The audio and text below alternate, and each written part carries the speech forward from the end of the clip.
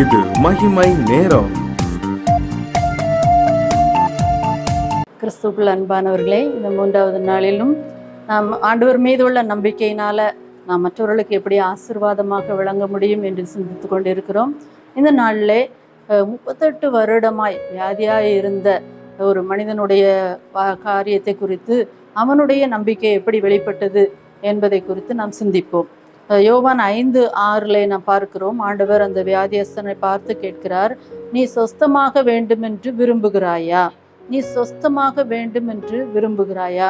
ஆண்டவர் அப்படியே அவருடைய சித்தத்தை நம் மீது திணிப்பவர் அல்ல, நம்முடைய விருப்பத்தை அவர் சோதித்து அறிகிறார்.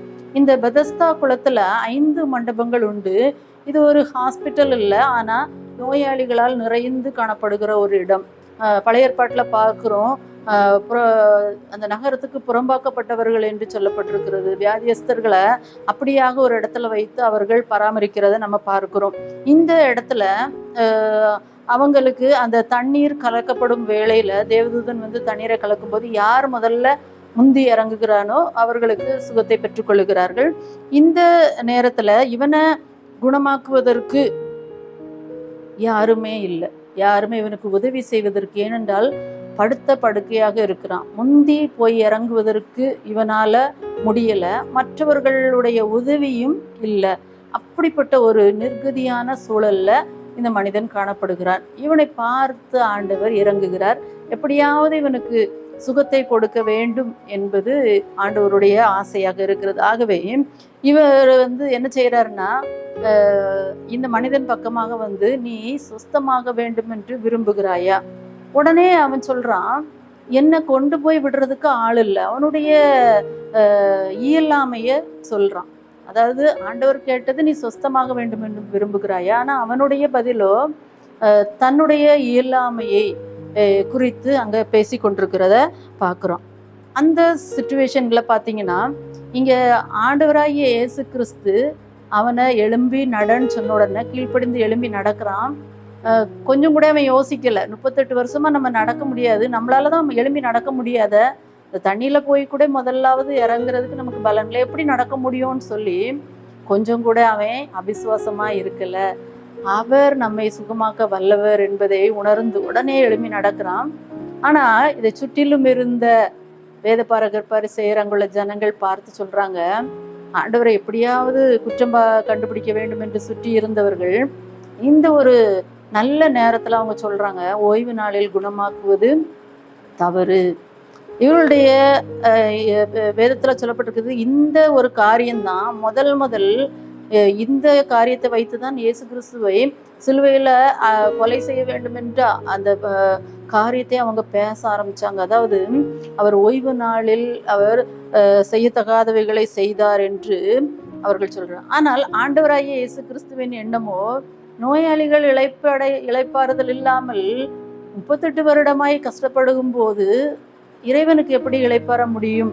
ஸோ மனிதர்களுடைய சிந்தனைகள் வேற, ஆண்டவருடைய எண்ணங்கள் வேற. இயேசுவின் மீது அவர்கள் வைத்த குற்றச்சாட்டு ஓய்வு நாளை கை கொள்ளவில்லை, தன்னை கடவுளுக்கு சமமாக்கினார் என்று. ஏனென்றால் இயேசு கிறிஸ்து அவர்கள் கேட்ட கேள்விக்கு என்ன பதில் சொன்னார் என்றால், என் பிதா கிரியை செய்து வருகிறார், நானும் கிரியை செய்கிறேன்.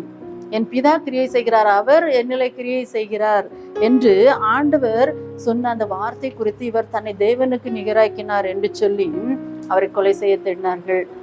கிறிஸ்துவுக்குள் பிரியமானவர்களே, இந்த காரியத்துல இந்த நோயாளி எப்படிப்பட்டவராய் இருந்தார், அவருக்கு எப்படி சுகம் கிடைத்தது என்று நாம் சிந்திப்போம். அவருடைய நிலைமை ஒரு உதவியற்ற நிலைமை. என்னை குளத்தில் கொண்டு போய்விட ஒருவரும் இல்லையே என்ற ஏக்கத்துல நீண்ட கால படுக்கையில இருக்கிறார். ஒரு திக்கற்ற சூழ்நிலை, ஒரு நாதியற்ற நிலைமையில அவர் இருந்து கொண்டு இருக்கிறார். அதே போல அவருடைய காரியத்தை பார்த்தீங்கன்னா, அவர் ஒரு நம்பிக்கை இழந்த சூழ்நிலை. இயேசு கிறிஸ்து வந்து நீ சுஸ்தமாக வேண்டும் என்று விரும்புகிறாயா என்று கேட்ட உடனே அவர் சொல்றாரு, என்னை யார் கொண்டு விடுவா? யாரும் கொண்டு விடுறதுக்கு ஆளே கிடையாது, அதுக்கு வாய்ப்பே இல்லை. யாராவது ஏதாவது கொடுத்தா வாங்கி சாப்பிட்டுட்டு என் காலத்தை அப்படியே கழிச்சுட்டு போயிடலான்ற மாதிரி அவருடைய எண்ணம் இருக்கிறது. அதே போல அவர் சுஸ்தமான உடனே ஆண்டவர் அவருக்கு கொடுத்த பதில், நீ வந்து அதிக கேடானது ஒன்றும் செய்யாத உனக்கு வராதபடிக்கு இனி பாவம் செய்யாதே என்று சொல்லுகிறார். கிறிஸ்துவுக்குள் பிரியமானவர்களே, ஒருவேளை இந்த வியாதி அவனுடைய பாவத்தினால ஏற்பட்டிருக்கலாம். அதனாலதான் இங்க ஆண்டவர் சொல்றாரு, நீ அதிக கேடானது உனக்கு வராதபடி இனி பாவம் செய்யாதே. அப்போ இந்த ஒரு பாவியான சூழ்நிலையில இருந்த போதிலும், ஒரு தகுதியில்லாத ஒரு சூழல்ல இருந்த போதிலும், யாரும் இல்லாத ஒரு சூழ்நிலையிலும், நம்பிக்கை இல்லாத சூழலிலும் ஆண்டவர் செயலாற்ற முடியும். இங்க இறைவன் அந்த மனிதனை எப்படி குணமாக்குறார் என்றால், அவனுக்கு ஒரு நம்பிக்கையை முதலாவது கொடுக்கிறார். ஒரு அவனுக்கே தெரியாம, சத்தம் இல்லாம அவனோடு உறவாடுகிறத நம்ம பார்க்கிறோம். ஒரு மனிதனுக்கு அந்த உணர்வுபூர்வமான ஒரு அன்பு தேவைப்படுகிறது. தேவன் அந்த மனிதனை ஒரு எந்திரத்தை போல நடத்தாமல், ஏதோ ஒரு ஒரு ஊசியை போட்டாங்க, மாத்திரையை கொடுத்தாங்க, அப்படி சுகம் அப்படிங்கிற மாதிரி ஒரு இயந்திரத்தனமா இல்லாம அந்த பேசுற அந்த செயல்பாடை நம்ம பார்க்கிறோம். அவரிடத்துல உள்ள அந்த கிருபையை ஆண்டவர் நம்ம இடத்துல எதிர்பார்க்கிறது நாம அவரிடத்துல எதிர்பார்க்கிறோமா அப்படிங்கிறது தான். தேவன் நம்மை ஒரு உயிரற்ற பொருளாக நடத்தவில்லை. அந்த மனிதன் மீது கரிசனை உள்ளவராக, அந்த மனிதனை அவனுடைய எண்ணங்கள் என்ன, அவனுடைய சிந்தனைகள் என்ன என்பதை ஆராய்ந்து அறிந்து பேசுகிறார். அதனால தான் வேதம் சொல்லுகிறது, நம்ம கேட்கணும், கேளுங்கள் உங்களுக்கு கொடுக்கப்படும், தட்டுங்கள் உங்களுக்கு திறக்கப்படும், தேடுங்கள் அப்பொழுது கண்டடைவீர்கள். வேதம் சொல்லுகிறது, உன் வாயை விரிவாய் திற அப்பொழுது நிரப்புவேன். ஆண்டவர் நம்ம கேட்காத போது கொண்டு திணிக்கிறவர் அல்ல, நாம் கேட்கணும் அப்படின்னு எதிர்பார்க்கிறார். இங்கேயே பார்த்தீங்கன்னா, இந்த 38 வருடமா வியாதியா இருந்தாலும் கூட அவனுடைய மனநிலைமையை கேட்டு புரிந்து கொள்ளுகிற ஆண்டவராய் இருக்கிறார். அவன் உதவியற்றவன் என்ற நிலைமையை மாற்றி நமக்கு உதவி செய்வதற்காக ஒரு மனிதன் இருக்கிறார், வந்துவிட்டார் என்பதை அவருக்கு புரிய வைக்கிறார். அந்த சூழ்நிலையில பார்த்தீங்கன்னா, அந்த மனிதனுக்கு ஒரு நம்பிக்கை, புதிய நம்பிக்கை பிறக்கிறது.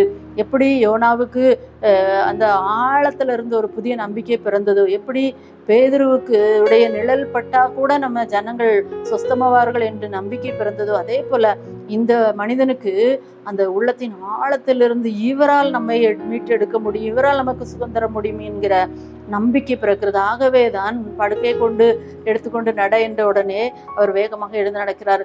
கப்பர்நகூமில் இருந்து ஒரு ராஜாவின் மனுஷன் கிட்டத்தட்ட 25 மைல் பிரயாணம் பண்ணி காண ஊருக்கு வர்றாரு, இயேசு கிறிஸ்துவை காண.